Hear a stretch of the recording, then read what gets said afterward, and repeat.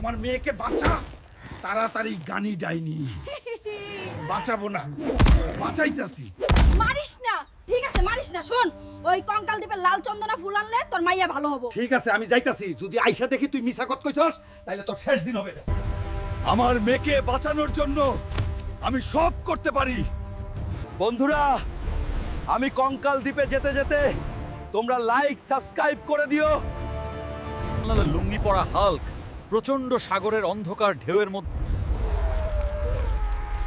এটাই তাহলে কঙ্কাল দ্বীপ। এখানে আছে আমার মেয়ের জীবন।